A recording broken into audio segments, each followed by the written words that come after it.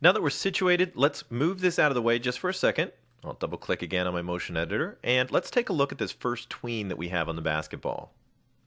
I'm going to move my playhead back to the very beginning, and I'm just going to click on the ball itself so I can see properties for that basketball movie clip over here on the side, and I'm going to open up the position and size ones. Now you can see that the X value for the ball is 275. I think that's right in the middle of the stage. And the Y value is about 58, a little bit more than 58. That's measured from the top of the screen. We can see that as my animation progresses forward, the ball does not move anywhere in the X direction.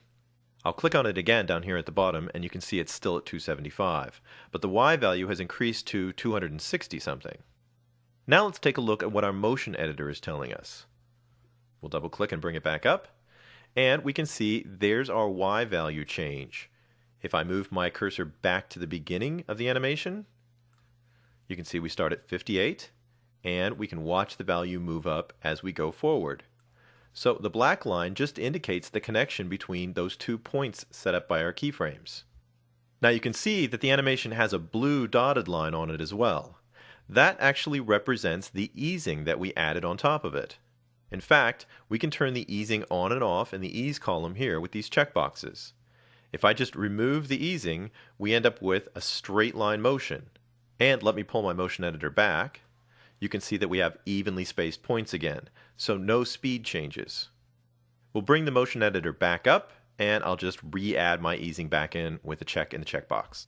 So as you can see, we can control the easing right here in the panel. We can also use this panel to change the values that are setting up our animations.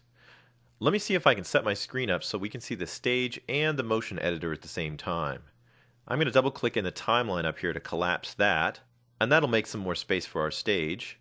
And I'll move my motion editor down just a little bit and maybe my stage up so that we can kind of see what's going on here in the background. Now we've already got settings on our Y property. Let's use the motion editor panel to change the X property. I'll just click on the X value, and that'll expand that graph up a little bit bigger and squish the other ones down. Now you can see the keyframes right here. We've got one at the beginning and one at the end. And actually I can grab those keyframes and edit them right here in the timeline. If I push it up a little bit, you can see that the ball is moving at the very beginning of the animation towards the right side of the stage because the X value is getting bigger. And if I pull it down a little bit, you can see that the ball will be pulled towards the left. It'll scroll if you pull down more, so we can make changes to the settings that are even bigger than what we can see.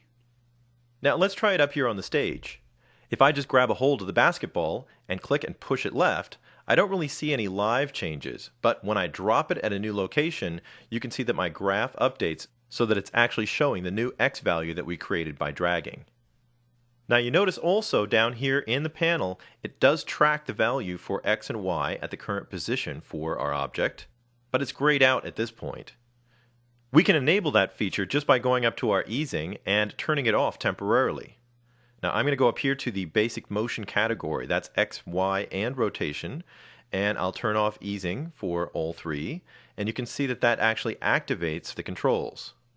I can grab a hold of this control and pull a little bit left, and you can see that that's going to move my ball both in the stage and the data point on my graph. And what I'd like to do is just have the ball completely off the stage. I'm going to pull it all the way left here till it's a little bit of a negative coordinate, and we can see up on our stage that the ball is right off the left-hand side.